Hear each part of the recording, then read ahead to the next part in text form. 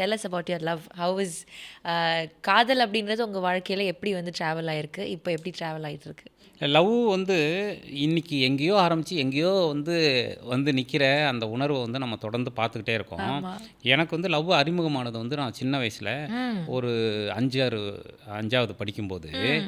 ஒரு எங்கள் மாமா ஒருத்தவர் அதே தெருவில் இருக்கிற ஒரு பொண்ணை லவ் பண்ணார். ம். அவர் என்ன பண்ணுவார், அப்போல்லாம் வந்து உங்களுக்கு குமுதம், விகடன் பாக்கெட் நாவல் அதெல்லாம் அப்போ அந்த டைமில் ரீடிங் ஹேபிட் ரொம்ப ஜாஸ்தி உங்களுக்கு. இப்போ மாலைமதின்னு ஒரு நாவல் வரும்.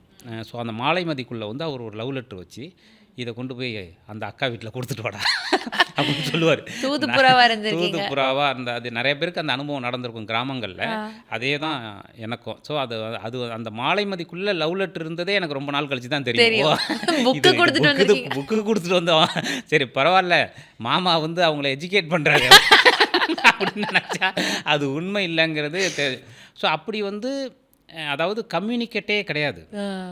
இது எதுக்கு சொல்கிறேன்னா, அப்போ வந்து கம்யூனிகேட்டே கிடையாது. ஒரு பொண்ணுக்கிட்ட ஒருத்தவர் வந்து தன்னுடைய காதலை தெரிவிக்கிறதுக்கு ஒரு 5வது படிக்கிற பையனை போஸ்ட்மேனாக பயன்படுத்தக்கூடிய ஒரு சூழல் இருந்தது. அப்போ அந்த புத்தகத்தில் மறைச்சி லவ் லெட்டர் கொடுத்த காலம் ஒன்று உண்டு. அப்போ வந்து அந்த அக்கா வந்து அதுக்கப்புறம் வேற ஒரு கல்யாணம் பண்ணிட்டு போயிட்டாங்க. ஸோ அதெல்லாமே அப்போ நமக்கு தெரியல. ஸோ இன்றைக்கி பார்க்கும்போது அதெல்லாம் பயங்கர கிளாசிக்கான ஒரு லவ் வந்துட்டு. இன்றைக்கி அப்படியே கட் பண்ணி பார்த்தா பெனிஃபிட் ஃபார் ஃப்ரெண்ட்ஷிப்லாம் சொல்கிறாங்க. Friends with benefit. ஓ அப்படி அதெல்லாம் சொல்கிறாங்க.